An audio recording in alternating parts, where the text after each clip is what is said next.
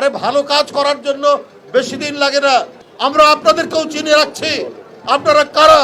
আপনারা শেখ হাসিনারই দোসর। আপনারা মনে করছেন যে আমরাই তো দেশ চালাবো। কই, শেখ হাসিনাকে তো ঠেকাতে পারেননি। যারা স্বাস্থ্যমন্ত্রী হয়েছেন তাদের কিন্তু কোনো অবদান নেই।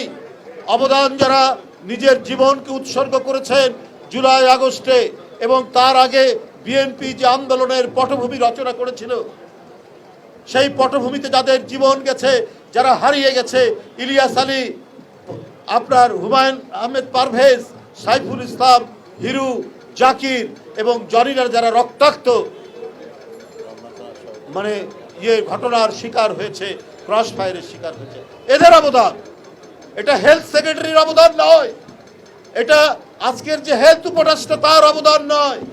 কিন্তু আমরা দেখেছি এই স্বাস্থ্য মন্ত্রণালয় অত্যন্ত বিমাতাসুলভ আচরণ করে জাতীয়তাবাদী শক্তির বিরুদ্ধে।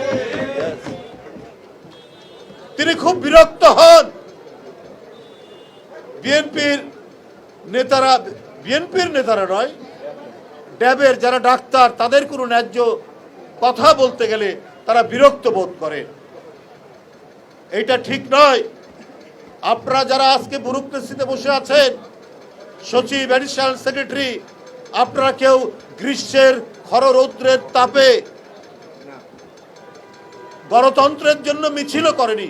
জীবন দেওয়া কি দূরে থাক, বরং আপনারা নানাভাবে ঠেকানোর চেষ্টা করেছেন।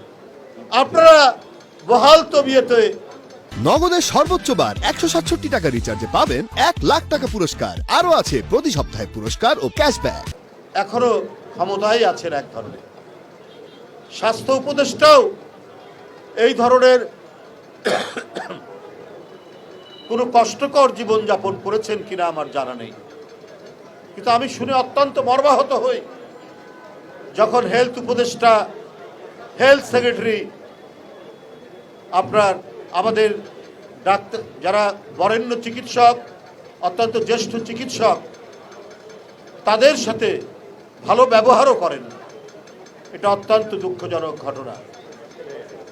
আপনারা আসার পর যে একেবারে আপনার স্ক্যান্ডিনেভিয়ান কান্ট্রি অথবা আমেরিকা, কানাডা অথবা অস্ট্রেলিয়া, নিউজিল্যান্ড একটি নাম্বার টেপার সাথে সাথে বাড়ির সামনে এসে অ্যাম্বুলেন্স দাঁড়ায়, আপনারা তো এই ধরনের উন্নত চিকিৎসা সেবা তো এখনো দিতে পারেননি, তার কাছাকাছিও যেতে পারেননি। তাহলে এত অহংকার কেন? এটা তো আমি বুঝতে পারি না। আজও তো দেখি রুগীরা হাসপাতালের বারান্দায় বারান্দায় শুয়ে থাকে, একটা বেড পর্যন্ত হয় না। আপনাদের তো 3-4 মাস হয়ে গেল। আরে ভালো কাজ করার জন্য বেশি দিন লাগে না। দিল্লির সম্রাট শের শাহ 3.5 বছর ক্ষমতায় ছিলেন। এরই মধ্যে চিটাগাং থেকে পেশোয়ার পর্যন্ত গ্র্যান্ড ট্রাঙ্ক রোড করেছেন। এরই মধ্যে বড় রাস্তার হাইওয়ের পাশে তারা সরাইখানা করেছেন, বড় বড় গাছ লাগিয়েছেন। আপনার মানুষের জন্য কাজ করতে গেলে বেশি দিন সময় লাগে না, লাগে হচ্ছে অন্তর্গত তাগিদ। আপনারা সেই তাগিদের বশবর্তী হয়ে কাজ করেছেন কিনা? আন্দোলনের পক্ষে ছিল যে ডাক্তাররা, যারা এই গণতান্ত্রিক আন্দোলনকে যারা সমর্থন করেছে, আজকে হাসিনা টিকে থাকলে এখানে এখনো যারা চাকরি করছেন, রফিক সহ, কাকর সহ, তারও চাকরি থাকতো না যদি হাসিনা টিকে যেত। অথচ এরা কোনো কথা বলতে গেলে আপনারা বিরক্ত বোধ করে, আপনারা দুর্ব্যবহার করে। আপনারা এই রক্ত ভেজা বাংলার মাটির উপর এসে আপনারা উপদেষ্টা হয়েছেন, আপনারা সচিব হয়েছেন, আপনাদের এক বিন্দু গণতন্ত্রের জন্য কোনো আপনার কোনো নেই, কন্ট্রিবিউশন নাই, অবদান নাই। আর আপনারা গণতান্ত্রিক শক্তির বিরুদ্ধে, গণতান্ত্রিক শক্তির পক্ষের লোকরা কোনো কথা বললে আপনারা সেটিতে বিরক্ত বোধ করে এবং অনেককে নিবর্তনমূলকভাবে পদায়ন করছেন, পোস্টিং করছেন। এটা অন্যায়। এটা আপনাদের সেই ব্যুরোক্রেসির যে অহংকার, সেই অহংকার নিয়ে কাজ করছে। আপনারা মনে করছেন যে আমরাই তো দেশ চালাবো। কই, শেখ হাসিনাকে তো ঠেকাতে পারেননি। শেখ হাসিনার এই ভয়ঙ্কর দুঃশাসনকে তো মোকাবেলা করতে পারেননি। এই মোকাবেলা তো আমরাই করেছি, ওই বাচ্চা ছেলেরাই করেছে, এই ডাক্তাররাই করেছে। নিজের চাকরি, নিজের নিরাপত্তা বিঘ্নিত করে এরা রাস্তায় মিছিল করেছে। আমরা আপনাদেরকেও চিনে রাখছি। আপনারা কারা? আপনারা শেখ হাসিনারই দোসর।